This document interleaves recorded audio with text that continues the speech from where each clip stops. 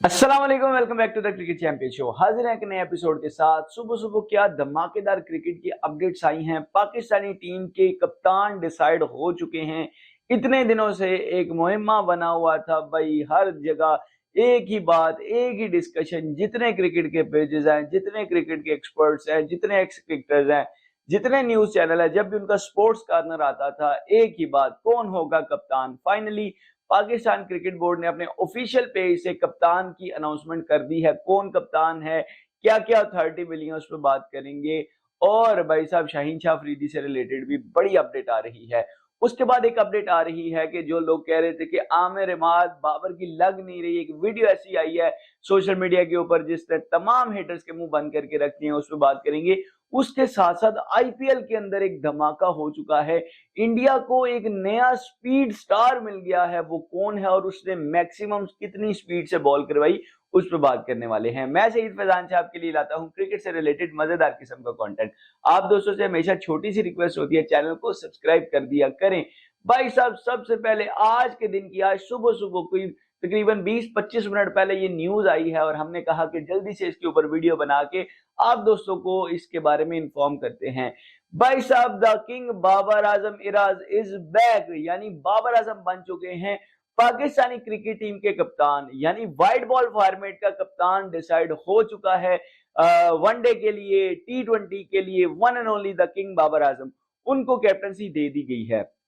बहुत भाई साहब इसके ऊपर चैम गोइयां हुई। कुछ लोगों ने कहा कि नहीं बनेगा, नहीं लेनी चाहिए, ये होगा वो होगा। मैं भी उन लोगों में था जो ये कहता था कि अगर मिलती भी है तो बाबर आजम को अभी एक्सेप्ट नहीं करनी चाहिए, आफ्टर वर्ल्ड कप ही फिर देखना। लेकिन बाबर भाई ने अब एक्सेप्ट कर लिया है तो हम इसमें कोई अपनी अब क्या बात करें, क्योंकि अब जब रिजल्ट आएंगे तो फिर ही इसके ऊपर बात हो सकती है। मे भी थोड़ा सा सीख के आए हैं। पहले जो 3-4 साल कप्तानी की है उसमें कोई टाइटल नहीं जीत सके, लेकिन पीएसएल के अंदर उनकी कप्तानी अच्छी नजर आई थी और डेरन सैमी और उनका जो कॉम्बिनेशन था वो बड़ा बेहतरीन नजर आया था। दूसरी जानिब जो उनको कप्तान बनाया गया, पहले ये खबरें आ रही थी कि उनको जो कप्तानी वो ले रहे हैं उसके ऊपर उन्होंने कुछ शराइत रखी। उन्होंने कहा कि भाई एक या दो फॉर्मेट के लिए, तीनों फॉर्मेट की कप्तानी देनी है तो दो। तो इसका भी हल हो गया। पीसीबी के चेयरमैन के साथ उनकी वीडियो शेयर हुई है अभी 20-25 मिनट पहले पाकिस्तान क्रिकेट बोर्ड के ऑफिशियल ट्विटर हैंडल और तमाम सोशल मीडिया अकाउंट से, जिसमें उन्होंने कहा कि भाई टीम सिलेक्शन के बाद के मशवरे के बाद यूनानिमसली भाई साहब पीसीबी चेयरमैन ने कप्तान अनाउंस कर दिया और वो बाबर आजम को किया। यानी बाबर आजम T20 वर्ल्ड कप के लिए पाकिस्तानी टीम के कप्तान होने वाले हैं। दूसरी जो अपडेट है वो शाहीन शाह अफरीदी से रिलेटेड थी। वो क्या थी? एक तो उनको कप्तानी उनकी बाय बाय हो चुकी, उनको एक पीसीबी ऑफिशियल ने कॉल की और उनको कहा कि भाई आप कप्तान नहीं रह सकते। तो उन्होंने कहा कि ठीक है, मैं इस बात से मुझे कोई मसला नहीं है, लेकिन मुझे कोई रीजन तो दे दें। उन्होंने आगे से कहा कोई रीजन नहीं है हमारे पास, जिप। फिर थोड़े देर कुछ टाइम गुजरने के बाद ये रीजन क्या दी गई शाहीन अफरीदी को कि बैट्समैन जो हैं वो साइकोलॉजिकली और हिस्टोरिकली और डाटा वाइज देखा जाए तो अच्छे कप्तान होते हैं, इसलिए हम आपको कप्तानी से हटा रहे हैं।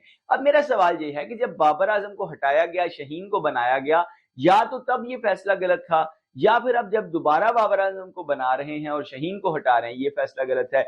इसका तयन कब होगा, कैसे होगा, कौन करेगा, अल्लाह जाने। पीसीबी ने ऐसे ही पाकिस्तानी क्रिकेट बोर्ड की जगह ना नाम वाकई जेन्युइनली पाकिस्तान कॉमेडी बोर्ड रख देना चाहिए।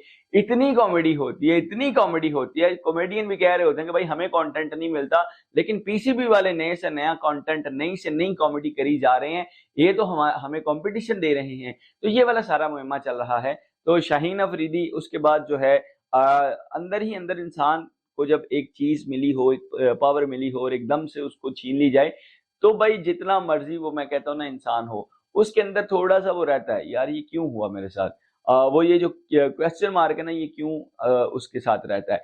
अब मसला ये है कि शाहीन अफरीदी की पीएसएल के अंदर परफॉर्मेंस नहीं थी, यानी कोई परफॉर्मेंस। उससे पहले भी इंटरनेशनल जब से ये इंजरी से वापस आए तो कोई इतनी खास परफॉर्मेंस नहीं, और मोहम्मद आमिर को भी रिटायरमेंट से वापस ले लिया गया है। अब सवाल ये पैदा होता है कि क्या शाहीन अफरीदी की प्लेइंग 11 में जगह बन पाएगी। खैर, इस पे जब टाइम आएगा तब बात करेंगे। अभी तो 13-14 मैचेस T20 के हैं बिफोर द वर्ल्ड कप में, भी उसमें अपनी फॉर्म को गेन कर लें। लेकिन फिर मसला आएगा, आमिर नया बॉल करेगा, शाहीन नया बॉल करेगा या नसीम नया बॉल करेगा, तो ये भी एक गड़बड़ी ही समझ आएगी। पुराना बॉल कौन करेगा, इस पे भी देखना पड़ेगा।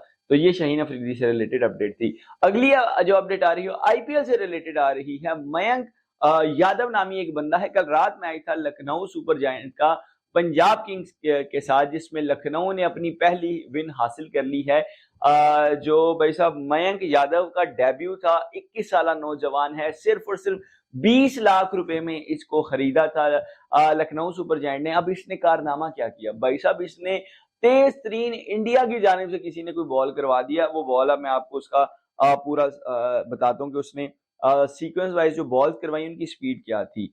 147 पहला बॉल, 146 दूसरा बॉल, 150 तीसरा बॉल, 141 चौथा, 147, फिर 149, फिर 156। हाईएस्ट स्पीड भाई साहब किसी इंडियन बॉलर की जानिब से हिस्ट्री में, इंडिया की पूरी हिस्ट्री में इतना तेज बॉलर आज तक नहीं आया। तो ये 156 इन्होंने बॉल करवाई। अगली फिर 150, फिर 142, फिर 144, फिर 153, फिर 149 यानी 149, फिर 152, फिर 149, 147, 145, 140, 142, 153, 154 अगेन, 149, 142 और 152 एंड 148। ये भाई साहब इस बंदे ने 4 ओवर के अंदर अपना जो है सारा करवाया है, बॉलिंग करवाई है, और इसमें इसने 3 विकेट्स भी हासिल किए हैं। और यहाँ पे जुनेद खान ने इनके ऊपर एक ट्वीट किया। जुनेद खान कहते हैं कि होप सो कि भाई ये शुएब अख्तर की तरह इसी स्पीड को कंसिस्टेंट रखें, उमरान मलिक की तरह ना हो कि भाई पहले सीजन में वो 150 करते रहे, दूसरे सीजन में उनसे 140 से ऊपर गए नहीं है। और दूसरी इनके बारे में मुझे एक चीज बड़ी पसंद आई है, उमरान मलिक की तेज तो थी लेकिन लाइन लेंथ नहीं थी, लेकिन इस बंदे ने कल लाइन लेंथ से डिसीव किया। हालांकि पंजाब वो रन चेज कर रही थी, ऊपर से शिखर धवन भी कुछ 70 रन मार गए, ओपनिंग ब्रिस्टो भी 42 कर गए, नीचे से एक्सेलरेशन की चाहिए थी लेकिन वहां पे आके इसने अच्छे बॉल किया। पर आखिरी 2 ओवर में कुछ 40-42 रन चाहिए थे और 20 रन से ये गालबन मैच जीते हैं। लेकिन जितनी भी इस बच्चे की तारीफ की जाए, 21 साल का, सिर्फ 20 लाख में बिका। पता नहीं जो सिलेक्टर्स थे जो इनको सॉरी ऑक्शन में बैठे थे, देखे समीर रिजवी की भी बेस प्राइस 20 लाख थी, लेकिन वो 8.5 करोड़ यानी 8 करोड़ 40 लाख रुपए में बिका। लेकिन ये बंदा, ये बच्चा जो है, इसकी हौसला अफजाई करने की जरूरत है। इंडिया के अंदर जब ऐसे फास्ट बॉलर्स निकल के आएंगे तो इंडियन टीम के लिए भी अच्छा है, वर्ल्ड क्रिकेट के लिए भी अच्छा है। बहुत से लोगों ने इसके ऊपर टॉम मूडी हो गया, एबी डिविलियर हो गया, डेल स्टेन हो गए, काफी लोगों ने इसके ऊपर ट्वीट भी किए हैं। तो ये एक अच्छी और खुशाइन बात है इंडियन क्रिकेट के लिए। तो ये आज के दिन की अपडेट थी। आज 2 आईपीएल के मैचेस हैं, दोनों को कवर करेंगे इंशाल्लाह, उस पर भी प्रॉपर वीडियोस आएंगी। अपना बहुत सारा ख्याल रखिएगा, अपना फीडबैक कमेंट सेक्शन में लाजमी दीजिएगा। अगली वीडियो तक के लिए मुझे अपनी दुआओं में, अपनी प्रार्थनाओं में याद रखिएगा। तब तक के लिए अल्लाह हाफ़िज़।